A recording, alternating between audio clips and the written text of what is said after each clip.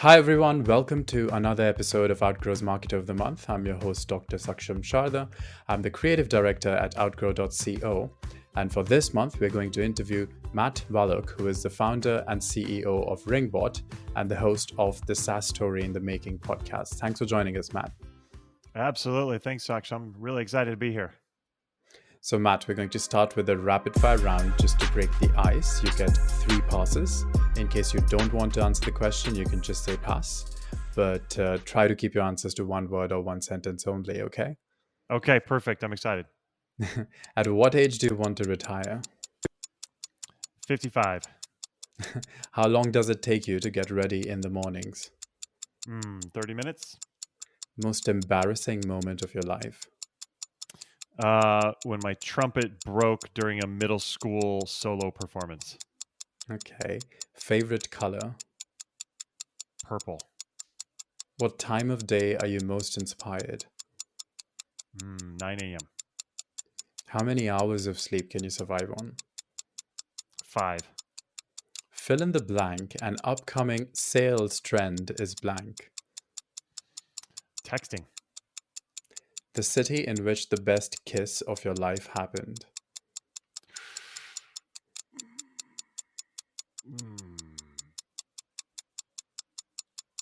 Phoenix. Pick one, Mark Zuckerberg or Jack Dorsey. Oh.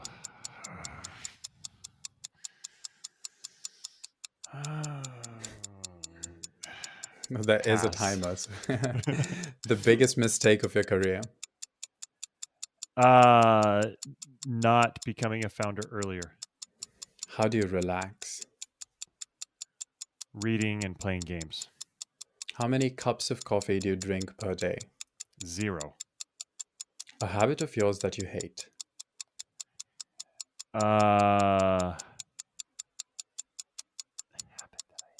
Eating way too many sweets.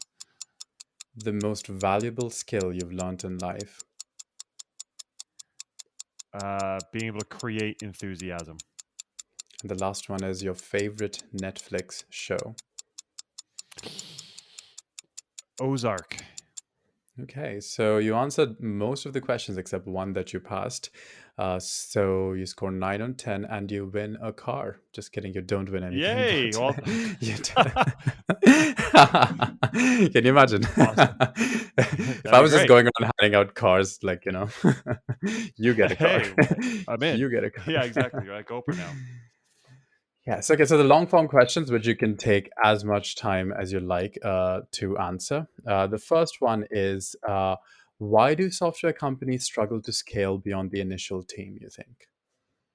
Yeah, I mean, I think that's a very common one. I work with a lot of software companies as a coach. I help them kind of grow and scale their company. And a lot of times it's the early stage founders who have finally gotten the ball rolling. They're starting to see some traction. They're starting to make some things happen for their company, but then they need to turn it over to a sales team. They need to have other people take over and kind of run the show and scale. And a lot of companies kind of fall flat at that point, and they're not able to get it from the early stage founders and leaders to the next generation, so to speak, of salespeople and sales leaders taking over and running. And what I've found through working with hundreds of different companies in my coaching business is that a lot of times it's because they never set up process. What happens is the founders are able to accomplish some of the early growth because they have so much sheer desire to see the company make it. They care so much that they put sheer force and will into it, and it starts to make things happen. But because they have so much passion, doesn't necessarily mean the next person will have passion. In fact, nobody else you hire will have as much passion as you if you're the founder. So founders don't see that or get it. They think that if they bring somebody else in and they have a sales background, then they're going to succeed. It's not necessarily the case. And so it's really important for founders to not rely on just their sheer passion that made it happen early, but actually to have a process and have a formula for people to follow. And, I went through this same learning of this phenomenon myself when I tried to hand it over to somebody. They came in and they couldn't do anything. They had a great sales background, great experience. They came in, could not sell a thing. And I learned that I had to have process for them to follow. And when I hired two other people who didn't have the same background as the first guy, they came in because we had a formula at that moment. They were able to follow that process and achieve incredible success. So make sure you have a sales process. When you do, it'll make it much, much easier to be able to hand off everything for the sales side so you can continue to grow and scale even further. Okay, so this leads to two sub questions. So, what the first one is, what does the founder do if he does manage to make a working process? So, what is he supposed to be looking at after this? Say you make a system and it's working and it seems like everything is growing. What does the founder do then? Yeah, at that point, if you've proven that that process works, now you need to Hmm. bring people in and start training them. So find the right people, find people who match the culture organization in the organization, find people who are motivated, enthusiastic, bring them in, train them on the process, make sure they fully believe and understand the process. And then once you see that they're able to do it, then great. And by the way, for me, when I hire people, especially within the sales world, I'm a big believer that we should be hiring multiple people, hire 2 or 3 people. Because if you bring one person in and you train them and you get them up to speed and they go out there and then nothing really happens, well, you don't really know is it the process? Is it what we're doing right now? Is it the formula? Or is it the person? And you're not sure. But if you have 2 people, and one of them does great and one of them doesn't do so great, then you know it's the person. If both don't do great, then you know something's wrong with the process. So we want to figure out where it's coming from, where the problems are, and that's really comes from hiring multiple people. Now I know early stage companies that's not always possible, but as much as you can make that happen, it's really, really important to do so.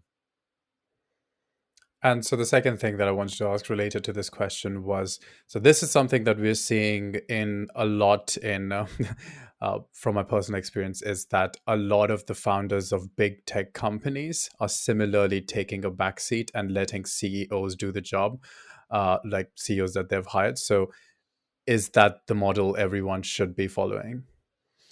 Yeah, Like Jack at some Dorsey and Mark Zuckerberg, the question you couldn't answer was Mark Zuckerberg continues to be involved, but Jack Dorsey has taken a back seat, and so on. Yeah. I actually lean towards the taking the back seat. So a lot of Hmm. early stage founders they start the company, they get it off the ground, they get that early traction, they dig their heels in, make it happen, and then they get it to 1 million, and then they get to 10 million, and maybe beyond that. Well, that personality type, that early stage, that startup founder, capability and the culture that they have doesn't always line up with the person that needs to take it from 10 million to 100 million, from 100 million to a billion. Those are different skill sets and you have a completely different role. For example, the founder in the beginning is really doing everything and learning all sorts of different pieces of the business and implementing this and doing that and really getting their hands dirty right in the thick of it. But as you become a bigger and bigger company, it's other people doing it. And the CEO technically doesn't do, quote unquote, any of the work. They're really overseeing the people and supporting the people doing the work. And so the role changes.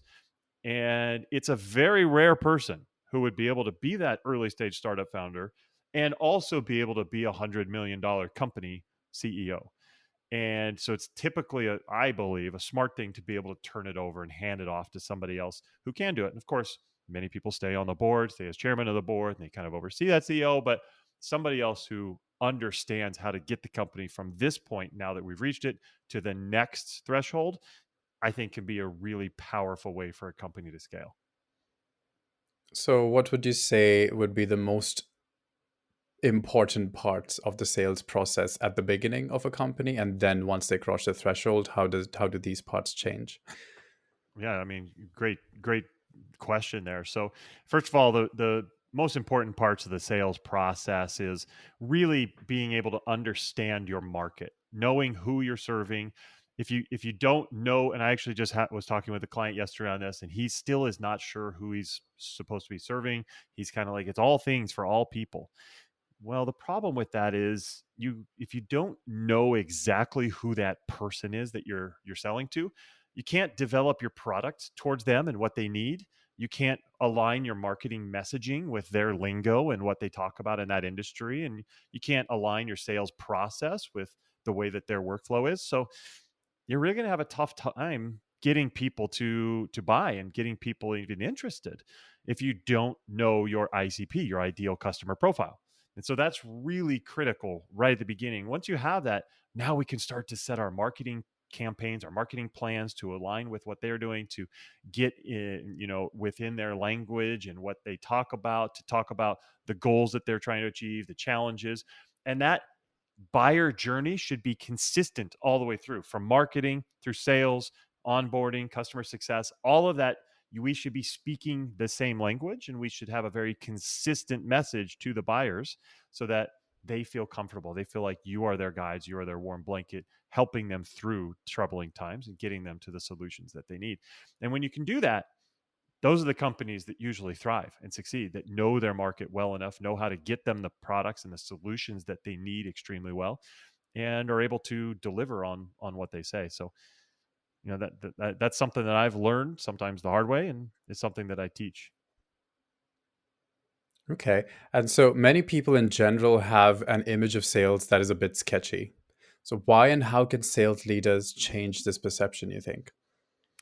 Yeah, it's something that a lot of people think that sales, and this is pretty natural. If you're buying something, you have the salesperson call you. We kind of put a wall up. We kind of have our wall up. I don't want to be sold. I don't want them to pull any tricks on me and try and get me to buy this or that. And we're all kind of worried about that. And there is kind of a perception that's been built over time of sketchy salespeople and sketchy tactics that are used to try and get people to do things that they don't want to do. I I've always thought, first of all, I think that does justified some of those perceptions because of some of the things that have happened in the past. But I think we need to change that perception. And I firmly believe that salespeople should be thinking of themselves more as helper people. And when you start to align with that types of methodology and that thinking of, I want to help these people instead of I need to close them, I need to meet my numbers, I need to sell them, your entire aura kind of changes, and you start to realize, hey, what can I help them understand? What can I educate them on? What can I help them overcome? How can I get them to where they need to be? How can I help them through these challenging times?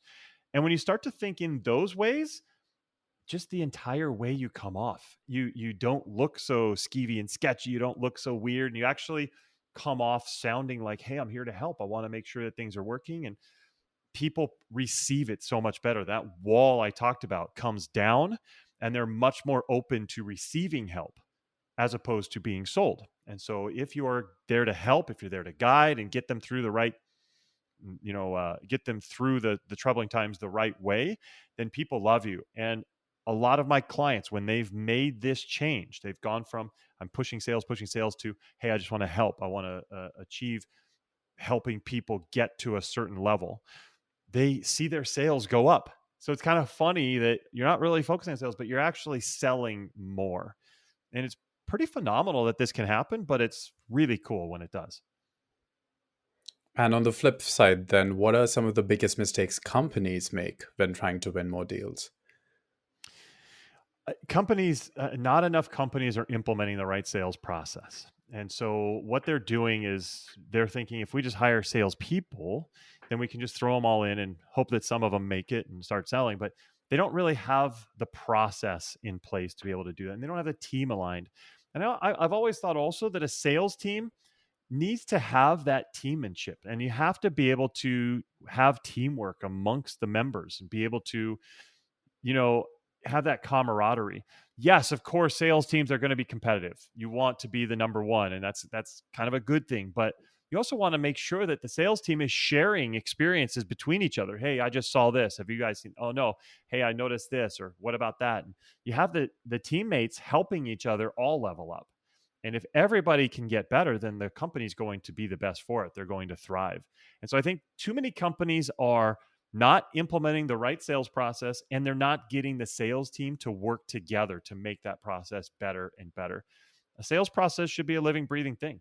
It's not just going to be some rigid thing. If you notice one thing that's going to make it better, if you notice something that's going to improve it or something that's not helping, adjust. and mold and get yourself to the right situation. Continually iterate to get better and better and better on your process. The companies doing that are the ones who are thriving and making things happen. So, in addition to establishing a process and a good team, which growth metrics should growing tech companies be targeting, you think?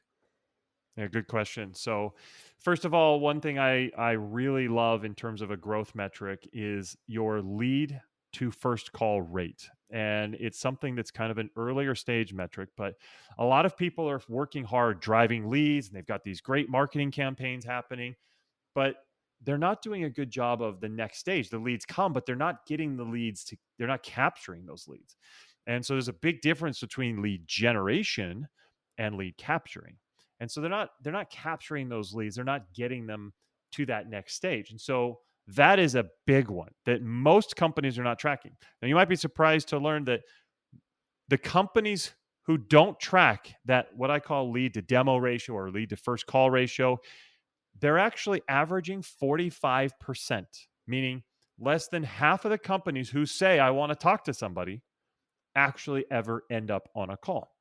Of course, we all know that. We've had leads come in and we've reached out to them and they ghost us and nobody ever responds. You don't know why.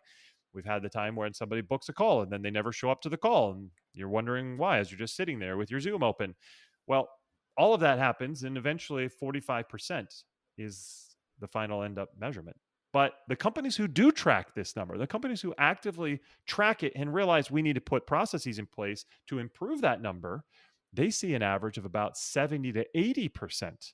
And so you can literally almost double the number just by tracking it and putting in the right processes. Imagine going from 45% of the leads that come into book to 80% of the leads that come in that actually book. Just right there, without fixing anything else, you're going to close a lot more deals. You're going to have a lot more sales conversations.